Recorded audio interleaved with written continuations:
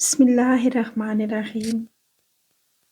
چچا عصمت کی بیٹی علیشہ کو مرگی کے دورے پڑتے تھے۔ علیشہ کے بابا نے اسے کوئی آسیب سمجھا اور اسے پیر کے آستانے پہ لے گیا۔ پیر صاحب نے جیسے ہی علیشہ کو دیکھا، اس کے اندر کی ہوس جاگ اٹھی۔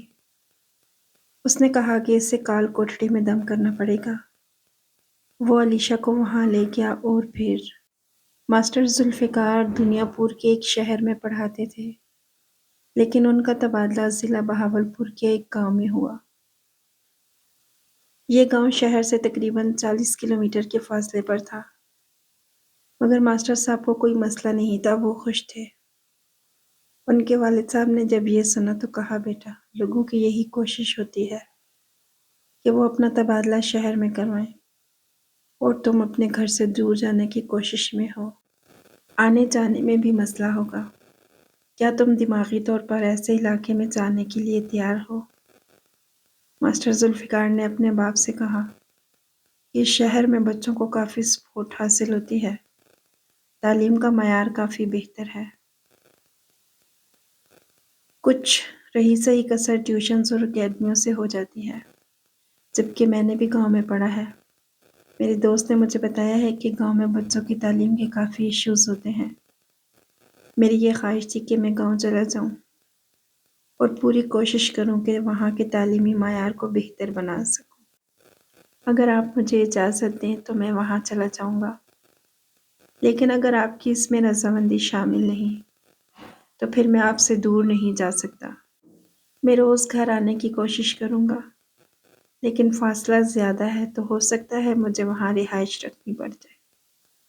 اس پر ماسٹر ذوالفقار کے باپ نے کہا، اس نیک کام میں تمہارے ساتھ ہوں۔ اگر تمہاری نیت اچھی ہے تو انشاءاللہ منزل بھی آسان ہوگی۔ اگر نیت ٹھیک ہو تو منزل میں آسانی ہو جاتی ہے۔ ذوالفقار صاحب نے اپنا مختصر سامان پیک کیا اور گاؤں کی طرف روانہ ہو گئے۔ یہ ایک مڈل اسکول تھا جو کہ خستہ حالت میں چل رہا تھا۔ اس سے پہلے وہاں پر 3 ٹیچر پڑھا رہے تھے۔ جب ذوالفقار صاحب نے وہاں جوائننگ کی تو وہ حیران ہوئے اور سوچنے لگے کہ ہماری تو یہی کوشش ہے کہ ہمارا تبادلہ کسی طرح شہر ہو جائے، اور یہ صاحب شہر کو چھوڑ کر دور دراز کے گاؤں میں آ چکا ہے، جہاں پر جانور بھی رہنا پسند نہیں کرتے۔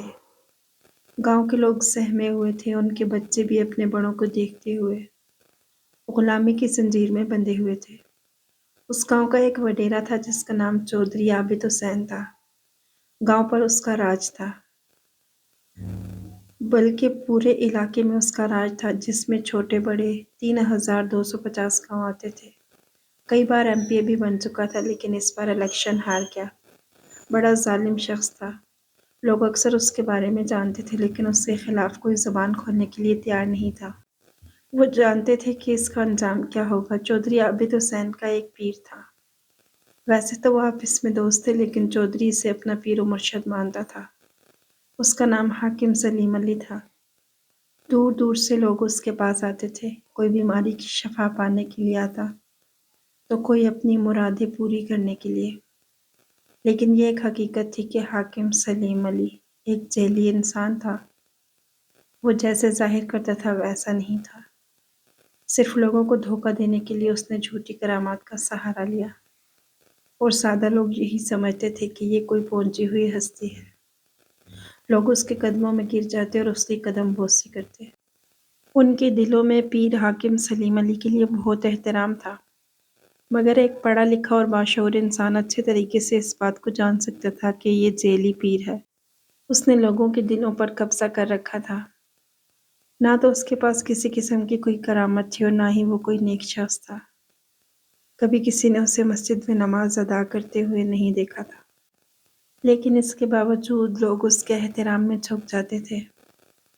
اس کے جعلی آستانے پر جو بھی مرد حضرات اور عورتیں آتی تھیں، وہ خاص طور پر ان عورتوں پر نظر رکھتا تھا۔ کوئی بھی عورت اسے پسند آ جائے تب اس کے بارے میں فیصلہ کرتا کہ اسے اپنی زندگی میں لاؤں گا۔ اس کا طریقہ کار بہت عجیب تھا۔ یہ سلیم علی کے مرید اس کی پگڑی لے کر کسی بھی شخص کے دروازے پر چلے جاتے اور جا کر یہی کہتے کہ آپ کو یہ شرف حاصل ہوا ہے کہ پیر صاحب کو آپ کی لڑکی پسند ہے۔ جس گھر کے دروازے پر پیر کی پگڑی چلی جاتی تو وہ بہت خوش ہوتا۔ ان کی یہی سوچ تھی کہ اگر انہوں نے پیر صاحب کو ٹھکرایا اور اس کی بات پر عمل نہ کیا تو وہ برباد ہو جائیں گے۔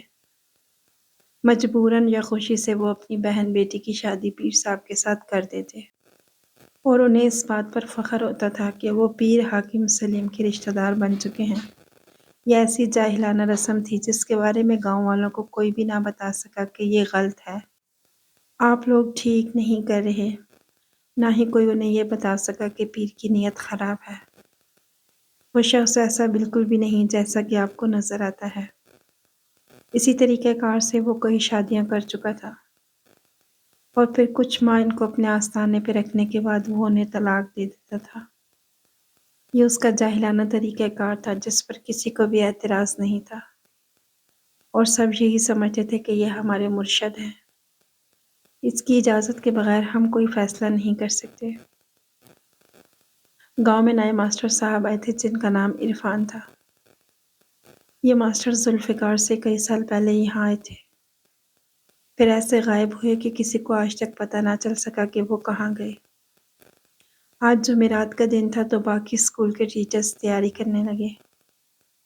بچوں کو چھٹی دے دی جس پر ماسٹر عرفان نے اپنے ٹیچر سے کہا کہ یہ آپ کیا کر رہے ہیں؟ بچوں کو جلدی چھٹی دینے کی آخر کیا وجہ ہے؟ تو استاد مسکرا کر کہنے لگے آپ اس علاقے میں نئے ہیں، یہ پیر صاحب کا علاقہ ہے جو کہ چودھری عابد حسین کا مرشد اور دوست بھی ہے۔ یہ چودھری صاحب کو حکم ہے کہ ہر جمعرات کو تمام گاؤں والوں نے پیر صاحب کی خدمت میں حاضر ہونا ہے اور اس کے آستانے پر ماتھا ٹیکنا ہے۔ ہم ادھر ہی جا رہے ہیں۔ یہ سن کر ماسٹر عرفان حیران ہوئے اور ان سے کہنے لگے یہ کیسی باتیں کر رہے ہو؟ کس کتاب میں لکھا ہے اور یہ کیسا حکم ہے؟ یہ بالکل غلط بات ہے کہ وقت سے پہلے اسکول کو بند کیا جائے۔ ٹیچرز نے جب یہ سنا تو حیران ہوئے اور کہنے لگے سر آپ اپنے ساتھ ہمیں بھی مروائیں گے؟ بچے تو چلے گئے ہیں، یہ چودھری عابد کا حکم ہے اور ہم اس کے حکم کی کیسے خلاف ورزی کر سکتے ہیں؟ جلدی سے تیاری کریں اور ہمارے ساتھ آئیں۔ اس پر عرفان صاحب نے کہا کہ میں ایسی رسومات پر بالکل یقین نہیں رکھتا اور نہ ہی یہ سب ٹھیک ہے۔ باقی استاد کہنے لگے آپ نہیں آتے تو نہ آئیں، ہم تو جا رہے ہیں، لیکن یاد رکھیے گا آپ کا یہ فعل آپ کو نقصان پہنچا سکتا ہے۔ عرفان صاحب نے کہا کہ مجھے اللہ کی ذات پر بھروسہ ہے، میں کسی کے خوف کی وجہ سے ایسا کام نہیں کروں گا جس کو میرا دل تسلیم نہ کرے۔ آپ لوگوں نے جانا ہے تو چلے جائیں، میں آپ کے ساتھ نہیں جاؤں گا اور اسکول میں ہی رہوں گا، اپنی ڈیوٹی دیتے رہوں گا، چاہے بچے اسکول میں موجود ہوں یا نہ ہوں، لیکن میں اپنی ڈیوٹی پر مامور رہوں گا۔ باقی ٹیچرز وہاں سے چلے گئے اور آستانے میں حاضری دی، جبکہ عرفان صاحب اسکول کے اندر ہی موجود رہے۔ جب یہ بات کسی طرح پیر کو پتہ چلی تو اسے اس بات کا غصہ تو تھا، لیکن اس نے کسی سے نہ کہا کیونکہ وہ جانتا تھا کہ عرفان ایک نیا ٹیچر ہے اور یہاں کے طریقہ کار سے بالکل ناواقف ہے۔ جیسے جیسے پرانا ہوگا اسے سب سمجھ آ جائے گا۔ اسکول میں بچوں کی تعداد کافی کم تھی، اس سلسلے میں عرفان صاحب گھر گھر بچوں کے والدین سے ملاقات کر رہے تھے اور انہیں اس بات کے لیے قائل کر رہے تھے کہ تعلیم ہی بچوں کا اصل زیور ہے، اپنے بچوں کو اسکول داخل کروائیں۔ ماسٹر صاحب گاؤں کے ایک باسی جس کا نام چچا عظمت تھا اس کے ڈیرے پر بیٹھے تھے اور اس کو قائل کر رہے تھے کہ آپ کے خاندان کے کافی بچے اسکول نہیں جاتے، انہیں داخل کروائیں۔ تو اچانک ہی چچا عظمت کے گھر سے کسی کی چیخوں کی آواز آئی۔ چچا عظمت نے ماسٹر صاحب سے معذرت کی اور کہا کہ آپ ادھر ہی بیٹھے، میں ابھی آتا ہوں۔ یہ چیخیں چچا عظمت کی بیٹی کی تھی جسے مرگی کے دورے پڑتے تھے، لیکن وہ لوگ یہی سمجھتے تھے کہ اس پر کوئی آسیب ہے۔ ماسٹر صاحب نے دیکھا کہ لڑکی زمین پر لیٹی ہوئی ہے اور اسے مرگی کا دورہ پڑا ہے۔ تھوڑی دیر بعد جب علیشا کی طبیعت بحال ہوئی تب چچا عظمت آئے اور کہا میں معذرت کرتا ہوں، میری بیٹی پر آسیب کا سایہ ہے، پیر صاحب کے پاس اسے لے جاؤں گا تاکہ یہ معاملہ حل ہو جائے۔ اس گاؤں کا ہر باسی پیر صاحب کو اپنا مرشد سمجھتا تھا۔ اس معاملے میں ہمیں امید ہے کہ پیر صاحب ہم سے تعاون ضرور کریں گے۔ جب ماسٹر صاحب نے یہ بات سنی تو چچا عظمت سے کہا، آپ کیسی باتیں کرتے ہیں؟ آپ اپنی بیٹی کو آستانے پہ نہ لے جائیں، اسے ہسپتال لے جائیں، شہر میں اس کا علاج کروائیں۔ آپ کی بیٹی پر کسی قسم کا کوئی آسیب نہیں بلکہ اسے مرگی کا دورہ پڑتا ہے۔ میں ایک اچھے ڈاکٹر کو جانتا ہوں، آپ کل ہی میرے ساتھ چلیں، ہم علیشہ کا علاج کروائیں گے۔ مگر چچا عظمت نے کہا، ماسٹر صاحب آپ کیسی باتیں کرتے ہیں؟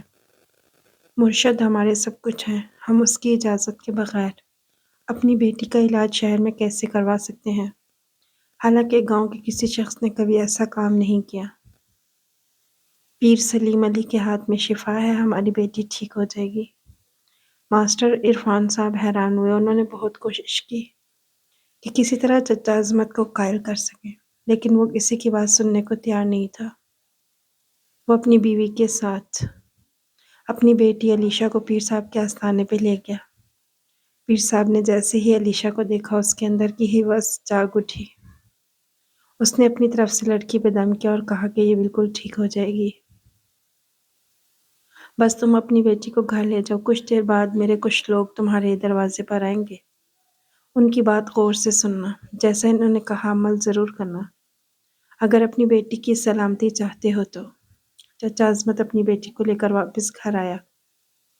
تھوڑی دیر گزری تھی کہ پیر صاحب کی پگڑی چچا عظمت کے دروازے پر پہنچ گئی۔ چچا عظمت گھر سے باہر نکلے تو انہوں نے کہا، یہ مبارک ہو، اس بار آپ کے گھر کو پیر صاحب نے چنا ہے، آپ کی بیٹی قسمت والی ہے، ہمیشہ کے لیے پیر صاحب کے آستانے پر رہے گی۔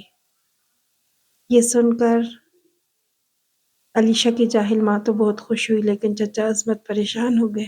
وہ کہنے لگے، یہ تو ہماری خوش قسمتی ہے کہ پیر صاحب نے ہمارے غریب خانے کو اس قابل سمجھا کہ اپنی پگڑی یہاں بھیجی، لیکن میری بیٹی تو آدھی پاگل ہے اور بیمار بھی، یہ تو پیر صاحب کے کسی قابل نہیں۔ تو ان کے مرید کہنے لگے، ایک بار جو پیر صاحب کے پاس آ گیا سمجھو شفا پا گیا۔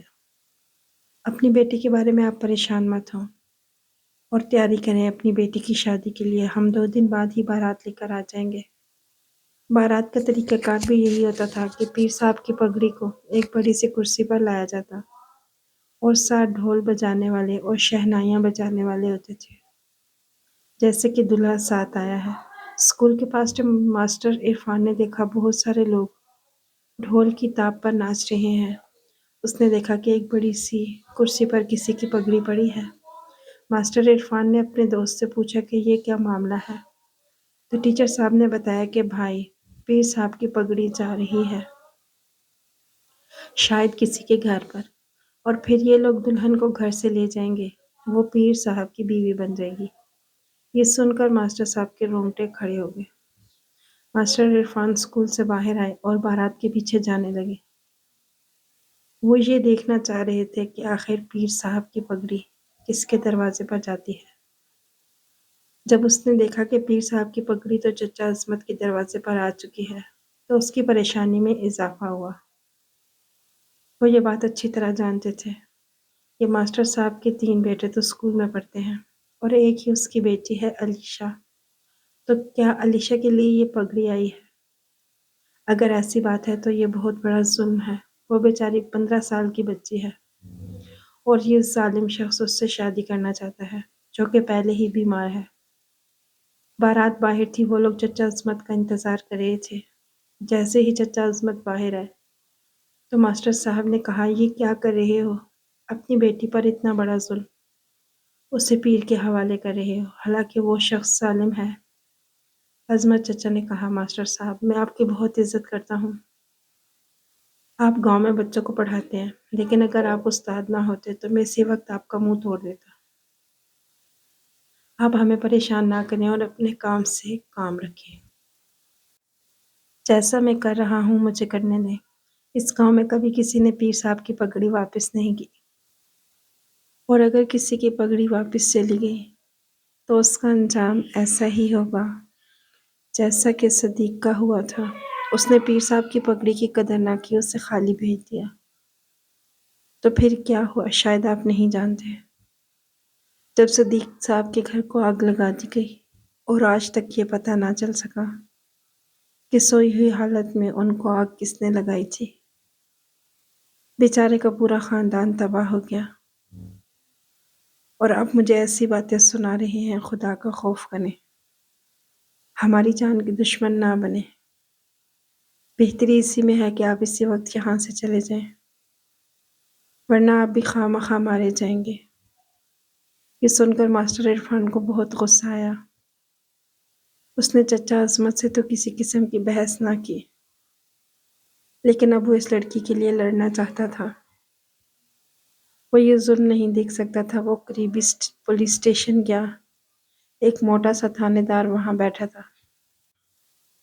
استاد نے اس تھانے دار سے پیر صاحب کی شکایت کرتے ہوئے کہا کہ اس نے ایک نوجوان لڑکی کو اغوا کیا اور شادی کرنے جا رہا ہے، حالانکہ اس میں نہ اس لڑکی کی مرضی ہے اور نہ ہی اس کے والدین کی، لیکن اس کے والدین اس جعلی پیر کے شر کی وجہ سے خاموش ہیں اور اپنی بچی اس کے حوالے کر رہے ہیں۔ آپ کو اس پیر کے خلاف ایکشن لینا پڑے گا۔ ماسٹر عرفان کی یہ بات سن کر تھانے دار اس کی طرف دیکھنے لگا۔ اس نے اپنی جیب سے فون نکالا اور پیر کے کسی نمبر پر کال کی۔ تھانے دار نے ماسٹر صاحب کو تسلی دی کہ آپ کا کام ہو جائے گا، بس مجھے ایک کال کرنے دیں۔ پھر اس نے پیر کے ایک خاص مرید کو کال کی اور کہا کہ ایک شخص میرے پاس آیا ہے، پیر کی شکایت لے کے کہہ رہا ہے کہ پیر نے ایک نوجوان لڑکی کو اغوا کیا ہے اور زبردستی شادی کر رہا ہے۔ اب آپ ہی بتائیں کہ اس کے خلاف کارروائی کریں یا نہیں۔ سلیم علی کے خاص مرید نے کہا، اس شخص نے درست فرمایا ہے، پہلے تو آپ اس کی خدمت کریں کیونکہ وہ ہمارے مہمان ہیں، اور خدمت کے لیے آپ عابد صاحب سے رابطہ کریں۔ تھانے دار نے فون بند کر دیا۔ پھر عابد صاحب کو کال کی گئی اور بتایا گیا کہ ایک خاص مہمان پیر کی شکایت لے کر آئے ہیں، اسے آپ کے پاس بھیجیں یا آپ خود آئیں گے۔ چودھری عابد حسین نے کہا کہ اسے میرے پاس بھیج دو۔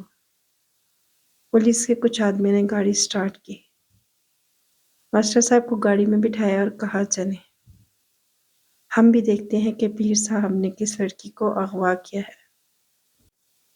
اگر وہ موقع پر پکڑے جائیں تو ہم ان کے خلاف کارروائی ضرور کریں گے۔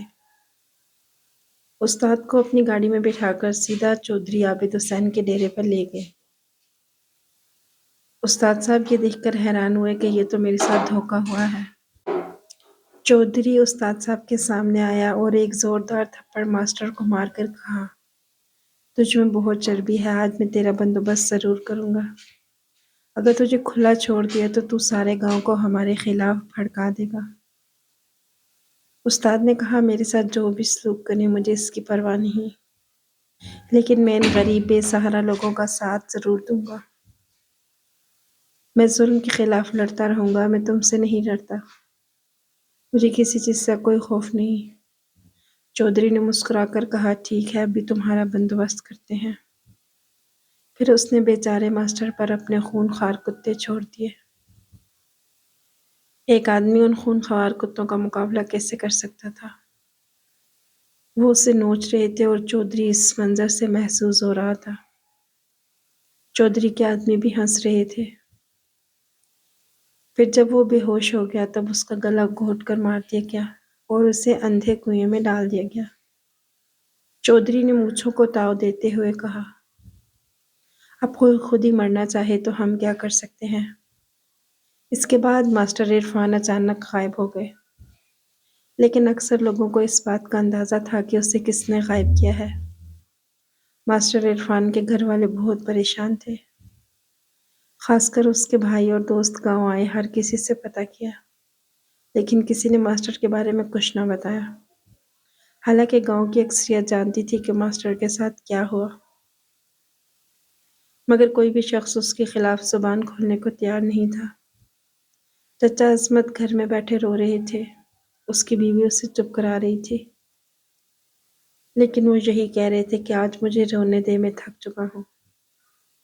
میں تم لوگوں کی وجہ سے مجبور ہوں، اگر میرے گھر میں میرے بچے اور تم نہ ہوتی تو میں کب کا اس ظالم شخص کے خلاف آواز بلند کرتا۔ میں جانتا ہوں کہ ماسٹر صاحب کو اسی نے غائب کیا ہے، یا ایسے کہیں قید کیا ہے، یا پھر ماسٹر عرفان کو اس نے مار دیا ہے۔ وہ تو بہت اچھے انسان تھے، مجھے ان کی زندگی عزیز تھی، اس لیے میں نے انہیں اپنے گھر سے دور کیا، علیشا کے معاملے میں اسے شامل نہ کیا، یہ سوچ کر کہ وہ ہماری وجہ سے کسی مصیبت میں نہ پھنس جائے۔ لیکن اس کے باوجود وہ اپنے آپ کو چودھری عابد کے کتوں سے نہ بچا سکا۔ اس کے باپ کی بھی یہی عادت تھی کہ وہ اپنے خونخوار کتے ملازموں یا اپنے دشمنوں پر چھوڑ دیتا تھا، اور اپنے باپ کی پیروی کرتے ہوئے چودھری عابد بھی ایسا ہی کر رہا ہے۔ میں پریشان ہوں کہ یہ معاملہ کب تک چلتا رہے گا، کب تک لوگ اس کے ظلم کو برداشت کرتے رہیں گے۔ اس کی بیوی نے جب یہ سنا تو حیران ہوئی اور کہنے لگی، چودھری عابد تو پیر سلیم علی کا ایک خاص دوست ہے، پھر پی ایم اے صاحب اپنے دوست کو کیوں نہیں سمجھاتے کہ ایسا مت کرو؟ یہ سن کر اس کا شوہر خاموش ہو گیا۔ اس نے ایک ٹھنڈی آہ بھری، یہ بیوی کا ایسا سوال تھا جس کے پاس اس کا کوئی جواب موجود نہیں تھا۔ عرفان صاحب کی گمشدگی ایک ایسا معمہ بن چکی تھی جو کبھی حل نہ ہو پایا۔ آج اتنے سالوں گزرنے کے بعد بھی کوئی ماسٹر عرفان کا نام تک نہیں لیتا تھا۔ اس کے گھر والے اب بھی پریشان ہیں، اس کا بھائی اپنے بھائی کی گمشدگی پر آدھا پاگل ہو چکا تھا۔ کئی سالوں کے بعد جب ماسٹر ذوالفقار صاحب اس گاؤں میں آئے تو ٹیچرز نے انہیں ماسٹر عرفان کی مثالیں دے کر کہا، بس 2 چیزوں کا خیال رکھنا، جمعرات کے دن پیر صاحب کے آستانے پر حاضری دینی، اور دوسری کبھی چودھری عابد حسین کے حکم عدولی نہ کرنا۔ یہ 2 کام کرو گے تو کامیاب رہو گے اور سکون میں رہو گے۔ یہ سن کر ماسٹر ذوالفقار حیران ہوئے اور کہنے لگے، کون سی شرائط؟ میرا مقصد تو صرف اس گاؤں کے لوگوں کی بچوں کو تعلیم دینا ہے، ان کی خدمت کرنا ہے، خود جاہل بن کر ان کے سامنے سر جھکانا نہیں۔ میں جس مقصد کے لیے آیا ہوں وہی پورا کروں گا۔ جمعرات کے دن جلدی چھٹی ہوئی تو اس نے چیف ایجوکیشن آفیسر کو شکایت کی کہ سر، یہاں پر جمعرات کے دن محض ایک پیر کے حکم پر جلدی چھٹی دی جاتی ہے، سارے ٹیچر یا کوئی بھی اس کے خلاف ایکشن لینے کو تیار نہیں۔ میرا کام اس کے خلاف اپلیکیشن دینا تھا، اب آپ خود ہی قانونی کارروائی کیجیے۔ جب یہ بات سی او صاحب نے سنی تو اس نے کہا، اس معاملے کو تم رہنے دو تو اچھا ہے، تم اس علاقے میں نئے ہو، لیکن میں اچھی طرح سے اس علاقے کے اطوار جانتا ہوں، اس معاملے میں ہم کچھ نہیں کر سکتے۔ سب ٹیچرز جمعرات کے دن پیر صاحب کے پاس گئے، لیکن ذوالفقار صاحب نہ گئے۔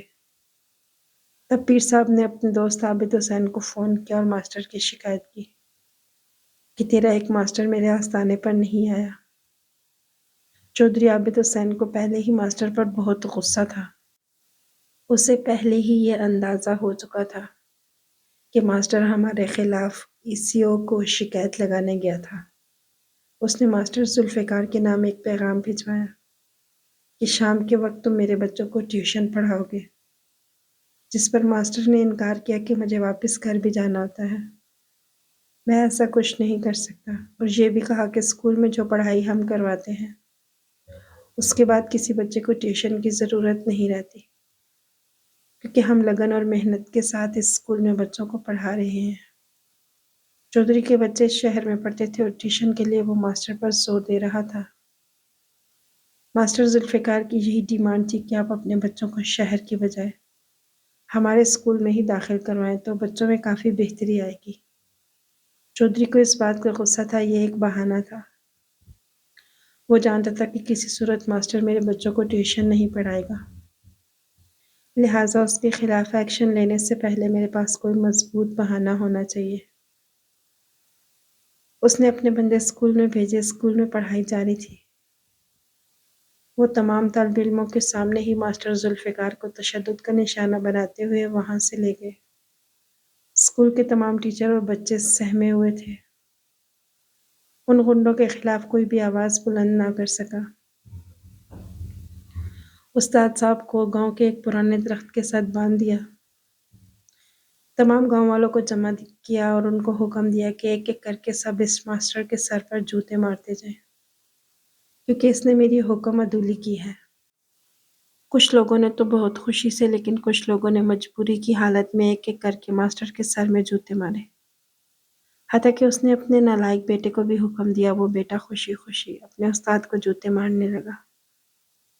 एक एक करके सब जूते मारने लगे। आखिर में चौधरी का एक खास मुलाजिम आंखों में आंसू लेकर आया और कहा, बेटा, मेरी मजबूरी है, मैं एक उस्ताद की इज्जत में गुस्ताखी के बारे में सोच भी नहीं सकता, लेकिन मजबूर हूँ। फिर उसने हल्का सा जूता मास्टर साहब को मारा और एक हाथ उसकी जेब में डाला। मास्टर के कान में कहा, अगर आप इस जालिम शख्स के खिलाफ एक्शन लेना चाहते हैं तो घर जाकर ये खत जरूर पढ़ लें। मास्टर जुल्फ़िकार फटे हुए कपड़ों और जख्मी हालत में घर आया तो उसका बाप परेशान हुआ, बीवी भी रोने लगी। मास्टर ने सबको तसल्ली दी और कहा कि परेशान होने की ज़रूरत नहीं। उसका बाप बार बार यही कह रहा था कि मैं तुझे मना कर रहा था, गाँव मत जाओ, लेकिन तुमने मेरी एक ना सुनी। इस पर मास्टर जुल्फ़िकार ने कहा कि मैं चौधरी इदरीस से बदला लूँगा।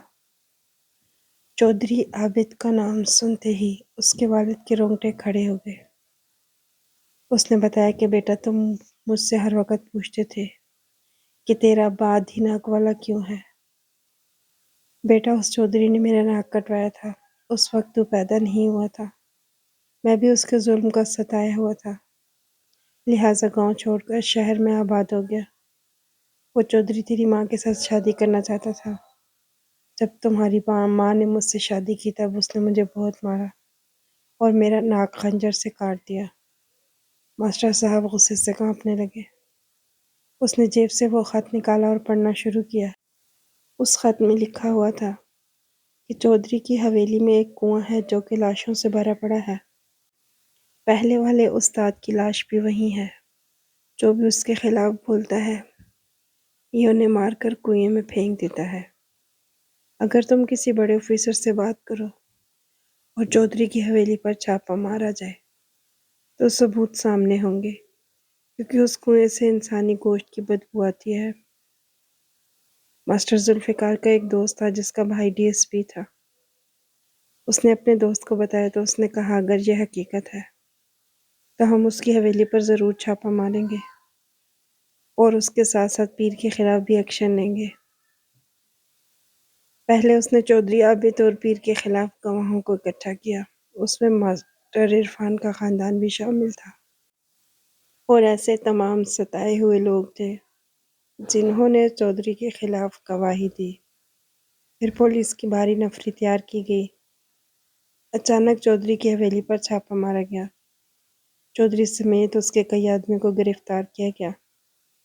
उस कुएं से बहुत सी लाशें बरामद हुईं। इसमें से कुछ की शनाख्त भी हो चुकी थी। कई लाशें ऐसी थीं कि जिनकी शनाख्त ना हो सकी। इसके बाद उस जाली पीर सलीम अली के आस्थाने पर भी छापा मारा गया। आस्थाने के अंदर के मनाजिर देखकर पुलिस वालों के रोंगटे खड़े हो गए। आस्थाने के अंदर कई ऐसी काल कोठरियां थीं जिनमें औरतों को बंदी बनाकर रखा गया था। उनके पाँव में जंजीरें थीं। उन्हें पीर की बांदी कहा जाता था। इन दोनों जालिमों से गांव वालों को निजात मिल चुकी थी। उनकी गिरफ्तारी के बाद चचा अजमत मास्टर जुल्फ़िकार के पास आए। उनके हाथों को बोसा दिया और यही कहा, तुमसे पहले भी एक शख्स आया था जिसने इस जुल्म के खिलाफ आवाज़ बुलंद की थी। अल्लाह ताला ने तुझे सुरखरू किया। आज तुमने मास्टर इरफान और ऐसे कई लोगों का बदला लिया जो चौधरी की बर्बरियत का निशाना बन चुके थे। अजमत अपनी बेटी अलीशा को वापस लेकर आए थे जो इस काल कोठरी में मौजूद थी। जुल्म जब हद से बढ़ता है तो एक दिन अल्लाह के हुक्म से ख़त्म हो जाता है। नाज़रीन, आपको ये कहानी अच्छी लगी हो तो इसे लाइक और शेयर कीजिएगा। अगली वीडियो तक के लिए अल्लाह हाफिज़।